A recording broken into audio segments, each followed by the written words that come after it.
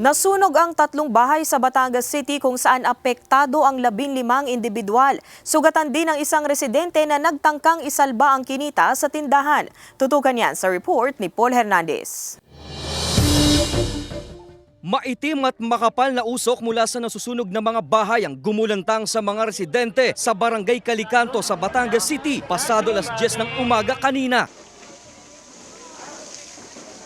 Nagkumahog ang mga nakatira sa lugar na makapagsalba ng mga gamit. Tulong-tulong na rin silang maapula ang apoy hanggang tumanghali. Patuloy pa sa pagbomba ng tubig ang mga bombero. Sa inisyal na impormasyon, 3 bahay ang tinupok ng apoy. Ang nanay ni Leia, nasunog ang mukha ng tangkain umanong isalba ang mga perang kinita sa tindahan. Sinanong ko yung aking bayaw, paano nag-umpisa? May narinig daw dun sila sa likod na kuryenteng may tumunog.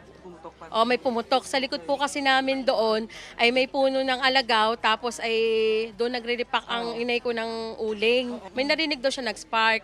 3 pamilya ang nakatira sa bahay ni Leia. Bukod sa nanay niya, may isa pa raw matanda ang nalapnos din ng balat. Nasa ospital na sila ngayon.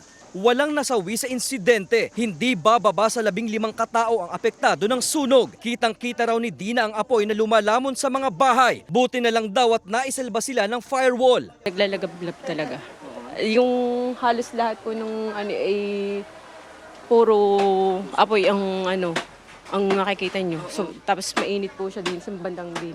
Agad na ring rumesponde ang City Social and Welfare Development Office o CSWDO. Sa mga kaanak na raw muna tutuloy ang mga nasunugan. Meron po tayong food items na i-extend po sa lahat po ng family na naapektuhan, and then ang base po sa aming initial ay 4 na pamilya ang naapektuhan pero maraming household yung nakatira sa isang bahay. Wala pang maibigay na official report ang Bureau of Fire at Pulisya dahil nagpapatuloy pang investigasyon sa pinagmula ng sunog.